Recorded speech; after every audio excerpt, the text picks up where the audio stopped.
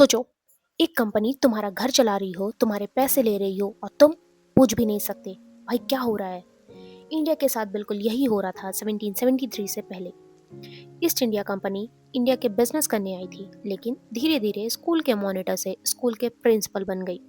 Tax भी वही लेती थी, आर्मी भी वही चलाती, जज भी वही और पनिशमेंट भी वही। मतलब company equal to player plus umpire plus owner. अब ब्रिटेन में पार्लियामेंट ने बोला ऐसा नहीं चलेगा, कंपनी पागल हो चुकी है। और यहीं से स्टोरी का फर्स्ट ट्विस्ट आता है।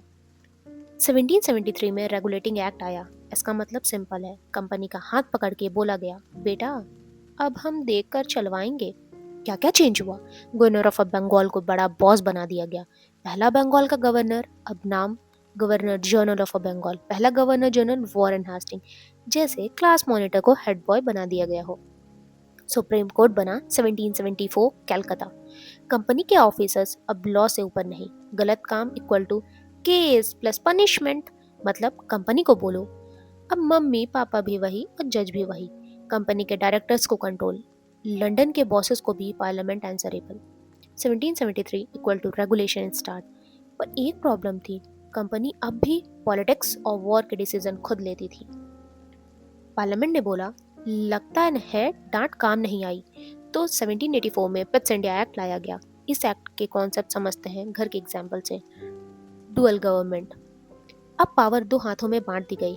Court of director company business देखेगी, पैसा trade profit. Board of control British government, war treaty Indian rules के डिसीजन फॉरेन पॉलिसी। मतलब कंपनी दुकान संभाले, देश हम संभालेंगे। क्या रिजल्ट हुआ इससे? कंपनी का पॉलिटिकल पावर ऑलमोस्ट खत्म, असली कंट्रोल बना ब्रिटिश गवर्नमेंट के पास।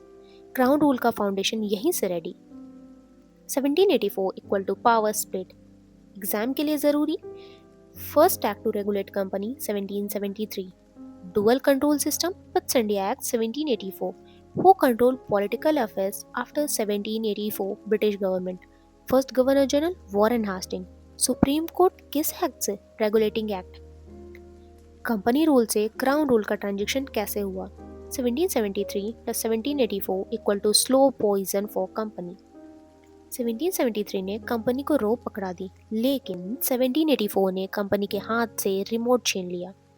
और अब एक सवाल बचा था, जब कंपनी का पावर खत्म हो गया तो इंडिया का असली मालिक कौन बना? और उसका जवाब आता है 1858 में, जब कंपनी को परमानेंटली फायर कर दिया गया। अगर आपको ये स्टोरी समझ आ गई तो नेक्स्ट वीडियो मिस मत करना। 1858 जब पूरा इंडिया एक लेटर से क्वीन के नाम ट्रांसफर हो गया। तो ऐसी ही इंटरेस्टिंग वीडियो सुनने के लिए और यूपीएससी और अदर एग्जाम से रिलेटेड सारे टॉपिक्स जानने के लिए फॉलो करें, कमेंट करें, शेयर करें और सब्सक्राइब करना भूलें नहीं, ताकि आने वाली सारे लेक्चर्स के नोटिफिकेशन आपको सबसे पहले आए। और कमेंट में मेंशन करें नेक्स्ट टॉपिक कौन सी बनाई जाए। Thank you.